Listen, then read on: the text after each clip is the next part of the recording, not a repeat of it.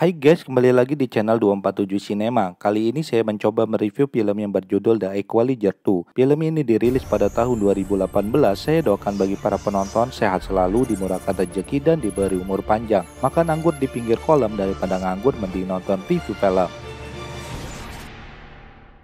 Di awal film diperlihatkan sebuah jalur kereta api Turki 400 km dari kota Istanbul. Robert Mikol melihat seorang anak wanita di pangkuan seorang wanita, sepertinya ada yang tidak beres dengan keadaannya. Mikol pun menuju gerbong restoran untuk meminta air panas kepada pelayan. Kebiasaannya adalah membawa teh sendiri yang dibungkus di dalam tisu. Namun pelayan mengatakan bahwa restoran telah tutup dengan menggunakan bahasa Turki. Mikol pun tidak mengerti perkataan pelayan tersebut. Adama Zuber.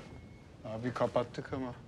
Seorang yang sedang berkumpul dengan ketiga temannya menyuruh pelayan untuk melayani Mikol, menyediakan air panas untuk menyeduh teh yang dibawanya sendiri. Mikol bilang ia bukan pertama kali ke Turki kepada pria tersebut. Pernah sekali ke sana tapi sudah lama sekali. For you. Alasannya datang ke Turki adalah sedang mencari sesuatu. Ternyata pria tersebut adalah ayah dari bocah wanita yang dilihatnya di gerbong penumpang. Merasa tidak senang dengan perkataan Mikol yang menyinggung dirinya, pria tersebut memerintahkan ketiga temannya untuk menghajar.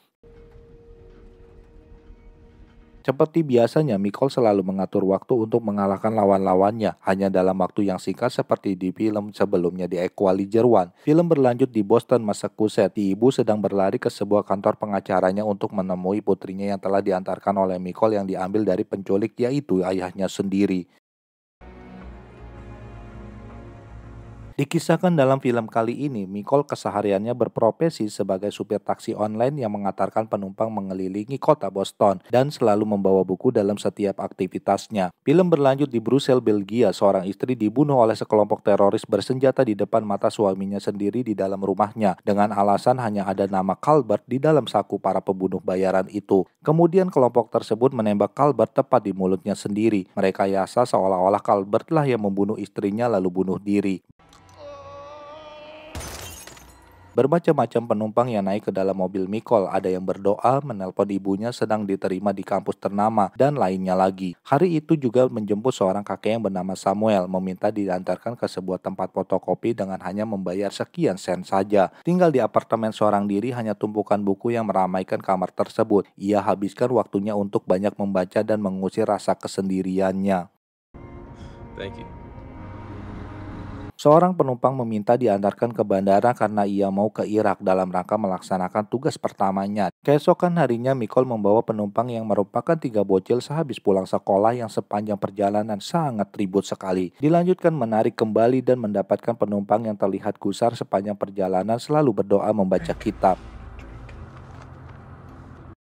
Keesokan harinya, Mikol pergi ke toko buku untuk mengambil buku klasik yang telah dipesannya minggu lalu, yang ternyata salah satu penumpangnya adalah anak dari pemilik toko buku tersebut. Malam harinya ia mendapatkan panggilan telepon dari penumpang dijemput di sebuah apartemen, yang ternyata adalah seorang wanita yang terlihat sempoyongan diantarkan oleh seorang pria. Di tengah perjalanan, wanita itu terlihat kesakitan.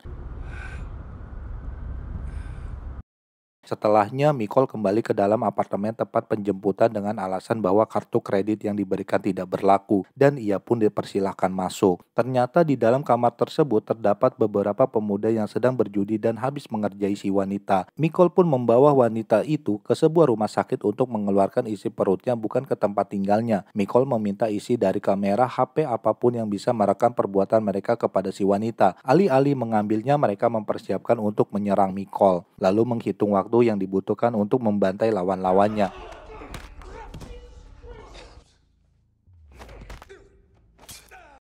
Keesokan harinya, Mikol mendapati apartemen tempat tinggalnya dicoret-coret orang yang tidak bertanggung jawab. Kebun sayur milik ibu yang bernama Fatima juga rusak diacak-acak. Seorang pemuda yang bernama Miles menawarkan diri untuk membersihkan coretan di dinding dengan mengecat dan dilukis agar terlihat lebih menarik dengan meminta bayaran $350. Anybody? Huh? Not a tenant. Tetapi Nicole menolaknya mentah-mentah karena terlalu mahal. Miles tidak menyerah begitu saja. Keesokan harinya ia menawarkan jasanya kembali dengan menurunkan bayaran menjadi $250.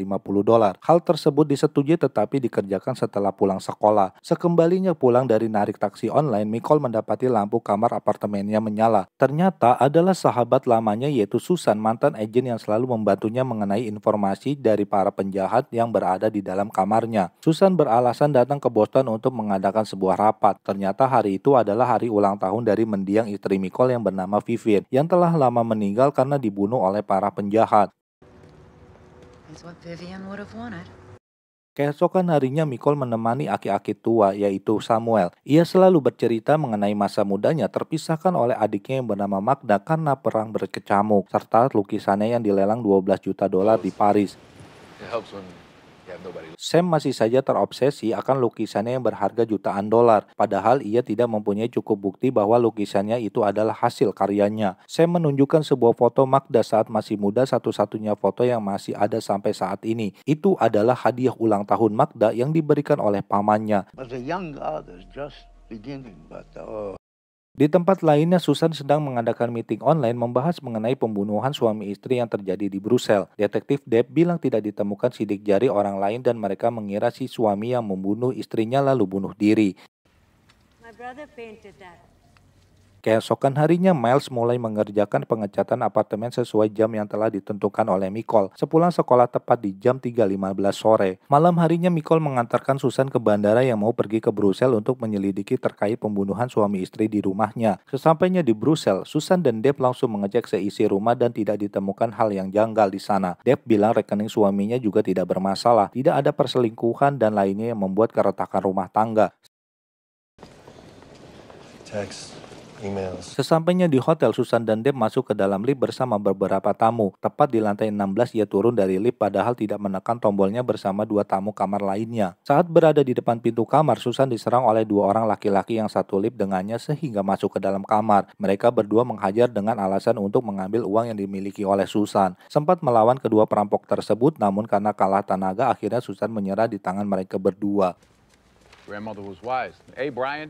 Keesokan harinya, Nicole mendapatkan telepon dari Brian, suami Susan, mengabarkan bahwa Susan telah tewas dibunuh di dalam kamar hotel saat sedang menyelidiki kasus Calvert di Brussels. Hal tersebut membuat Nicole sangat kehilangan sahabatnya tersebut. Setelahnya, Nicole bergegas ke Washington. Mereka pun berduka atas tewasnya Susan. Brian mengatakan bahwa polisi Belgia bilang sering terjadi perampokan di dalam kamar hotel. they do everything in their power. Namun anehnya Susan tidak pernah memakai perhiasan bahkan arloji sekalipun. Sementara para otak pembunuh, Susan masih berkeliaran di kota Brussels. Untuk menghilangkan jejaknya, mereka meledakkan kamar kedua perampok yang membuat nyawa Susan terenggut. Yang dikatakan oleh Biro akan melakukan sekuat tenaga untuk mencari kebenaran terkait hal tersebut, bekerja sama dengan Interpol dan berjanji akan menemukan pelakunya. Nicole sangat sedih sekali kehilangan satu-satunya teman baik. Lalu ia memeriksa buku, jadwal harian, tiket hotel, dan handphone milik Susan.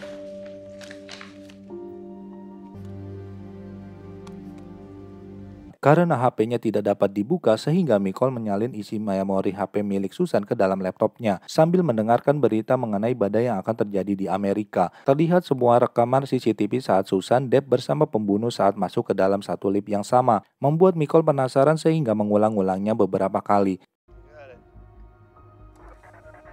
Terlihat foto-foto Susan setelah terjadi pembunuhan, terdapat luka tusuk di dada bagian bawah yang membuatnya kehabisan darah dan tewas. Keesokan harinya, Nicole mendatangi Dave di Washington DC yang merupakan teman lamanya dulu sewaktu aktif menjadi agen. Ia juga yang pergi bersama Susan dalam penyelidikan kasus Calvert. Nicole bermaksud untuk menanyakan lebih detail lagi mengenai kematian Susan yang juga teman mereka berdua. I was in the same lobby.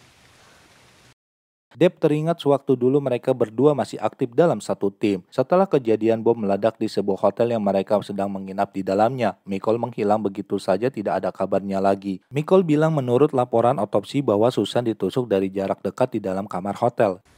I never had a chance to say how sorry I was. Jelas bukan perampokan, ada yang tidak beres di sana, tapi entah apa itu. Susan juga tidak pernah menekan tombol sewaktu di lift, begitu juga dengan Dave. Pelaku yang membawa tas besar yang menekan tombolnya. Bagaimana bisa pelaku mengetahui Susan akan menuju ke lantai 16? Michael melihat Miles yang sedang mengecat tembok apartemen dijemput dengan dua orang negro lainnya yang kemungkinan adalah kelompok dari gangster. Karena tidak melihat Miles bekerja mengecat tembok apartemennya keesokan harinya, Michael merasa ada yang tidak beres dengannya. Setelah kemarin hari ia melihatnya ada dua orang yang mengajak Miles pergi.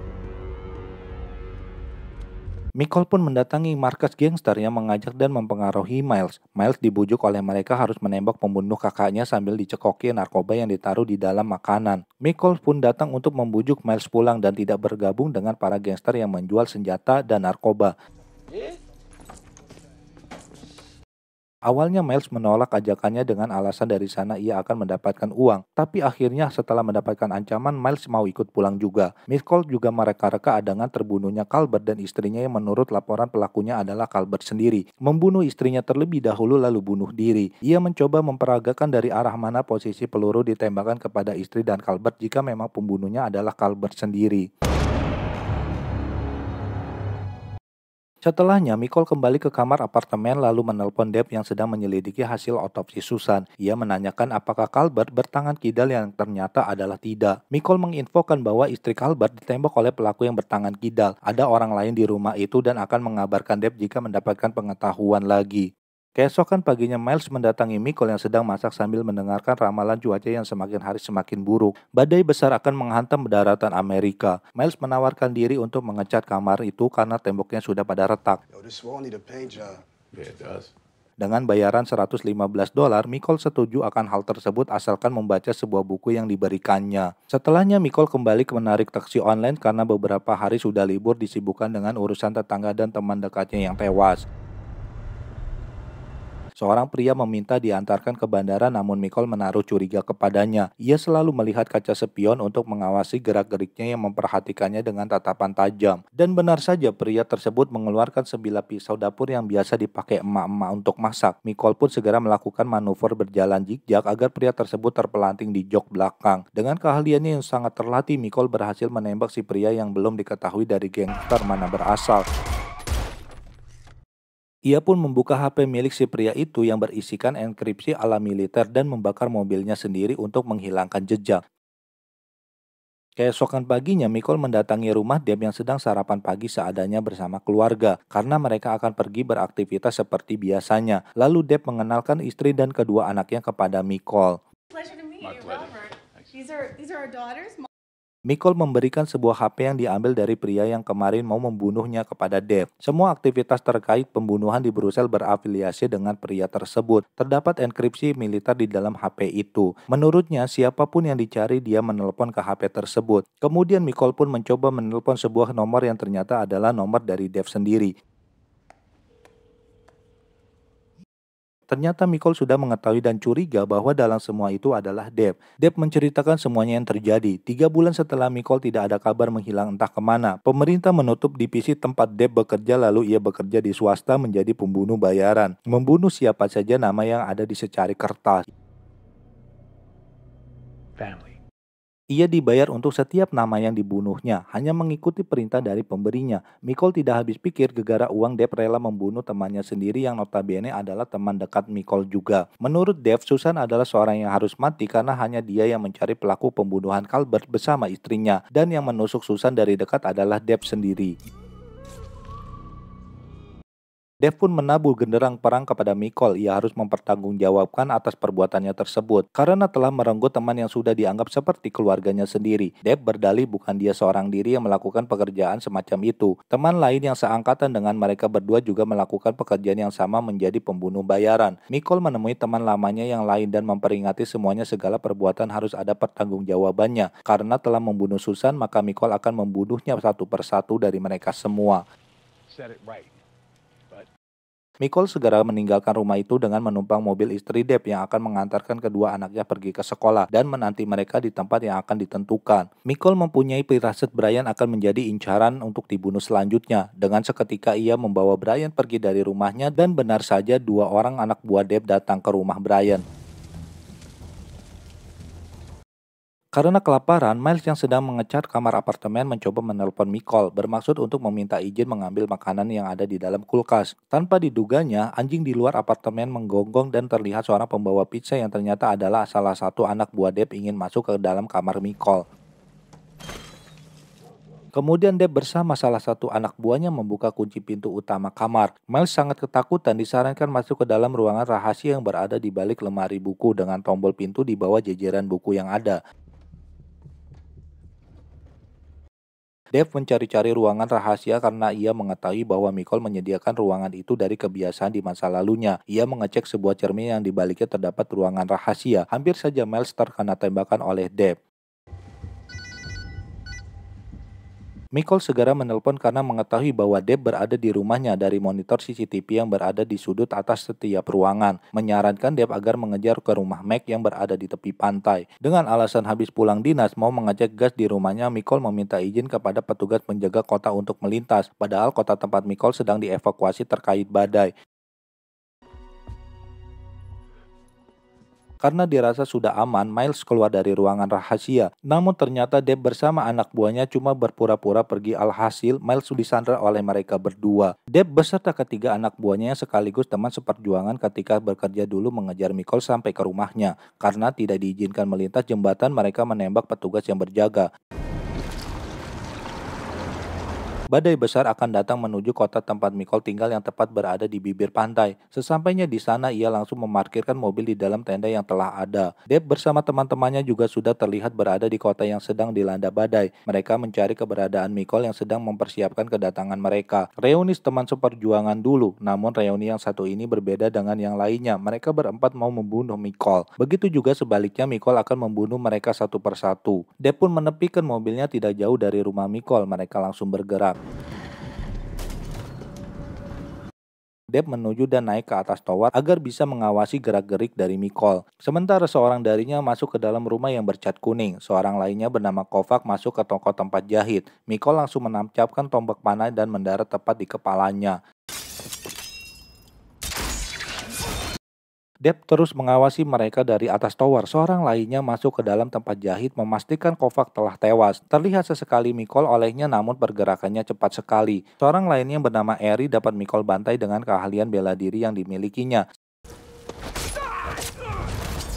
Sehingga tersisa Deb dan seorang lainnya yaitu Resnick. Sementara badai semakin kencang, Resnick melanjutkan perburuan terhadap Nicole dengan tetap diawasi oleh Deb sebagai penembak jitu. Untuk mengalihkan perhatian Deb, Nicole menembak tiang listrik sementara dirinya langsung bergerak menuju sisi samping rumah yang bercat kuning. Tanpa Resnick sadari, gas air mata yang ia lemparkan membuat ledakan yang sangat besar membuat dirinya terlempar dan yang pasti gosong lalu tewas mengenaskan.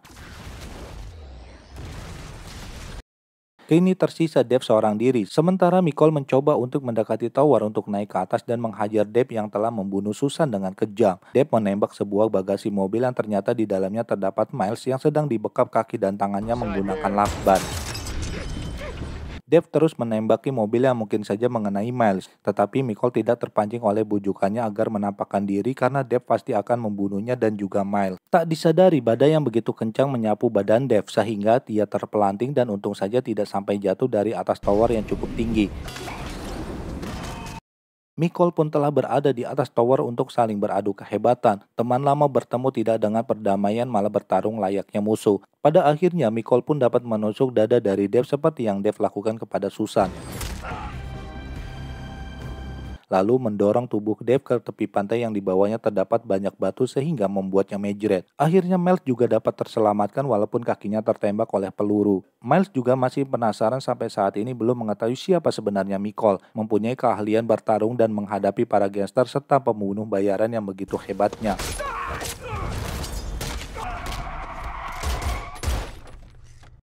Di akhir film, Fatima yang merupakan tetangga Nicole di apartemen terdecak kagum melihat gambar lukisan ladang pertanian yang sangat bagus di tembok apartemennya. Sementara Sam bertemu dengan adiknya Magda yang sudah puluhan tahun tidak bertemu karena terpisahkan oleh perang waktu zaman dulu kala. Sedangkan Miles menggambar sesosok pahlawan super dan menunjukkan kepada teman wanitanya. Intinya, Miles sangat terkesan akan kehebatan dari Nicole.